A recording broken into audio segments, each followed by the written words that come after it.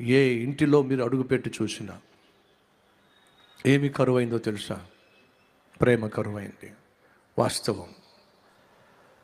Bible సెలవిస్తుంది, అంచె దినాల్లో అనేకుల ప్రేమ చల్లారిపోతుందని చెప్పి. వాస్తవం ఏమిటంటే, ఎక్కడో కాదు ప్రేమ చల్లారిపోయింది, నీ ఇంట్లోనే, నీ ఇంటిలోనే, నీలోనే ప్రేమ చల్లారిపోయింది. భార్యతో సమయం గడపడానికి భర్తకు టైం లేదు. భర్తతో కాసేపు కూర్చొని భర్త కష్టాలు ఏమిటో, భర్త పడుతున్న ప్రయాసం ఏమిటో అర్థం చేసుకునడానికి భార్యకు టైం లేదు. బిడ్డలతో గడపడానికి తల్లిదండ్రులకు టైం లేదు. ఫలితం ఏమిటి? ఇంట్లో ప్రేమ లేక, అనురాగం లేక, ఆప్యాయతలు లేక, ఒకరి మీద ఒకరు అనుమానము, ఒకరి మీద ఒకరు అపనిందలు, ఒకరి మీద ఒకరు ఆడిపోసుకోవడాలు, ఒకరి మీద ఒకరు అరుచుకోవడాలు, కేకలేసుకోవడాలు, ఆఖరికి ఇల్లు పీకి పందిరి వేసుకోవడం. ఇది ఈరోజు కుటుంబ వ్యవస్థ. దయచేసి వినండి. దేవుడు సమస్త సృష్టిని సృష్టించిన తర్వాత పురుషుణ్ణి, స్త్రీని సృష్టించి ఒక కుటుంబ వ్యవస్థను ఏర్పాటు చేశాడు. కుటుంబము అనే వ్యవస్థే ఈ భూమి మీద లేకపోయినట్లయితే ఈ ప్రపంచానికి అర్థమే లేదు.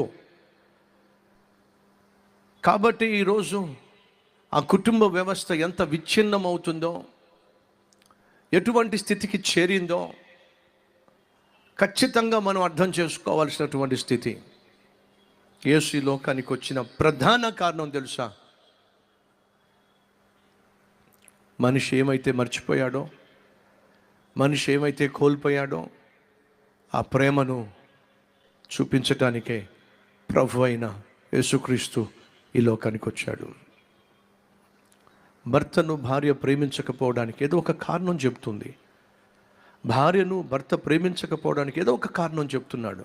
ఆమె గయ్యాలి కాబట్టి నేను ప్రేమించలేకపోతున్నాను, నా భర్త తాగుబోతు కాబట్టి నేను ప్రేమించలేకపోతున్నాను, నా బిడ్డలు సరిగా చదువుకోవట్లేదు కాబట్టి, మాట వింటలేదు కాబట్టి మేము ప్రేమించలేకపోతున్నాం, మా అమ్మ నాన్న మమ్మల్ని పట్టించుకోవట్లేదు కాబట్టి, ఎప్పుడు కొట్టుకు చస్తూ ఉంటారు కాబట్టి మేము వాళ్ళని ప్రేమించలేకపోతున్నాం అనగా, నువ్వు నీ తల్లిని కావచ్చు, తండ్రిని కావచ్చు, భర్తను కావచ్చు, భార్యను కావచ్చు, అమ్మను కావచ్చు, నాన్నను కావచ్చు, నువ్వు ప్రేమించకపోవడానికి ఏదో ఒక కారణం చెప్తున్నావు. ఆ కారణం వల్ల నువ్వు ప్రేమించవలసిన వారిని ప్రేమించట్లా. అనగా,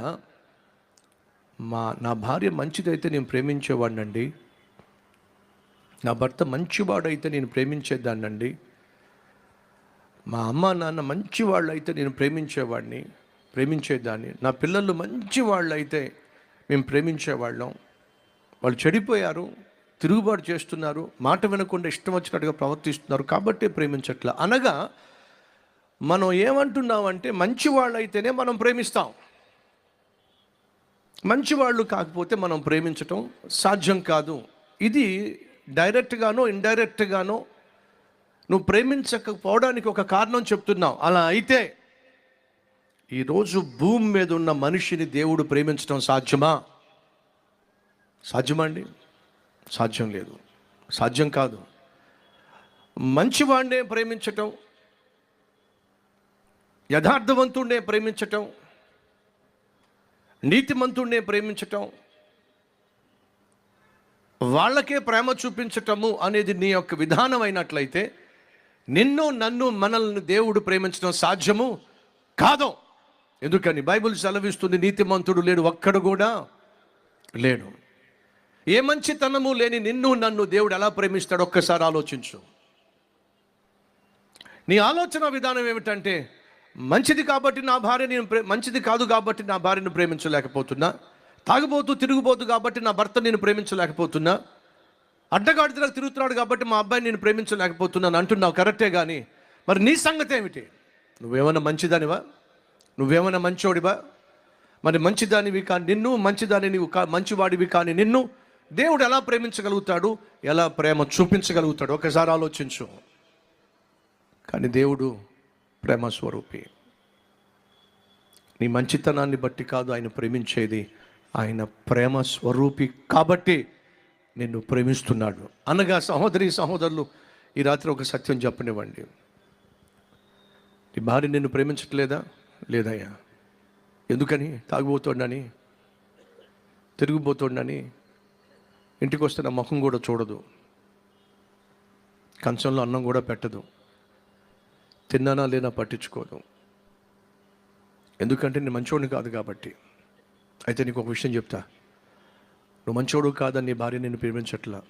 నువ్వు ఎంత పాపిష్టివాడివైనా ప్రేమించే ఒకడు ఉన్నాడు, ఆయనే నా ప్రభు అయిన యేసుక్రీస్తు.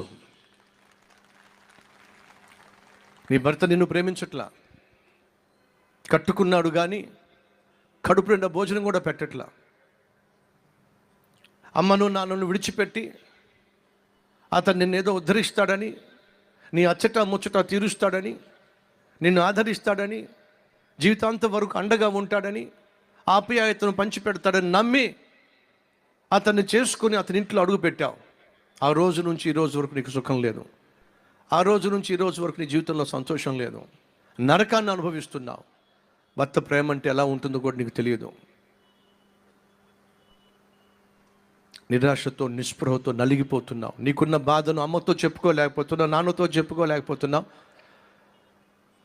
తండ్రి గురించే బిడ్డలకు తప్పుగా చెప్పినట్లయితే ఎక్కడ తండ్రి వాళ్ళ దృష్టిలో లోకమైపోతాడేమో అని చెప్పి కనీసం బిడ్డలకు కూడా నీకున్నటువంటి, నీ గుండెలో ఉన్నటువంటి గాయాన్ని పంచుకోలేకపోతున్నావు. అయితే వినో, నిన్ను కట్టుకున్నవాడు నిన్ను ప్రేమించకపోయినా, ప్రేమను పంచకపోయినా నిన్ను ప్రాణంగా ప్రేమించేవాడు ఉన్నాడు. ఆయనే ప్రభు అయిన యేసుక్రీస్తు. ఆ యేసుక్రీస్తు ఎవరిని ప్రేమించాడో తెలుసా? ఎవరిని ప్రేమించడానికి లోకానికి వచ్చాడో తెలుసా? మీకు అర్థమయ్యేలా చెప్తా.